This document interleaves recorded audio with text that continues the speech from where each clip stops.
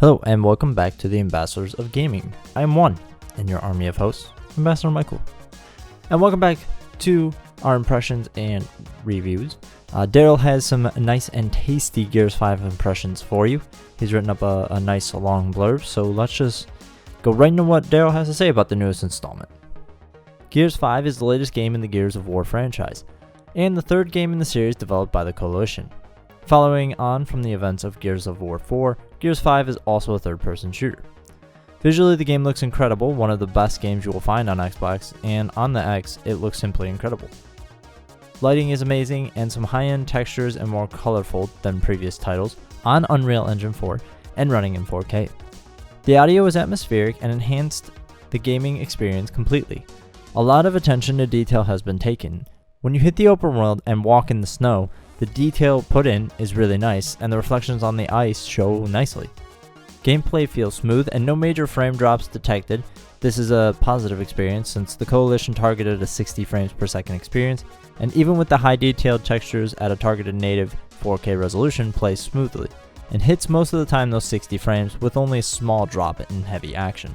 Story-wise, you mostly play as one of the secondary characters in Gears of War 4 by taking control of Kate Diaz, who after the events of Gears of War 4 is coming to terms with her mother's death while dealing with her past and looking for answers about it. And of course, we have to deal with the Swarm.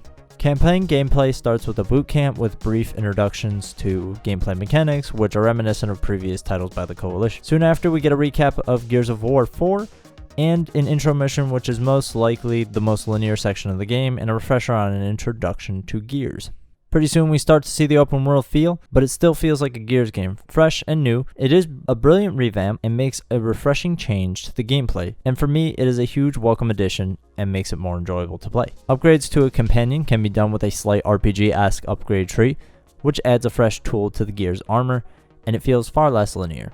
Whether you get this game through Game Pass Ultimate, or you purchase, I highly recommend checking out this title. I am not a Gears fan, I can't get into the previous games, but Gears 5 I have found really enjoyable so far. Even though we have had some earlier problems with some bonus content not being available for the various online modes, or various server issues forcing lots of disconnections from the game, I found this to be a really fun game. Hopefully the rest of the game continues to play as well, and be as fun as it has been, and it could turn it into one of my Game of the Year contenders. It's been an addictive game for sure. Well done to the Coalition based on what I've played so far. Well, there you have it, friends. Darrell's thoughts, his ideas, his feelings, if you will, on the latest Gears title. Please let us know if you've been playing. Let us know what you think of the latest Gears game. And if you haven't given it a chance yet and you've decided, let us know. As always, I'm Ambassador Michael. We appreciate your time. Goodbye, friends.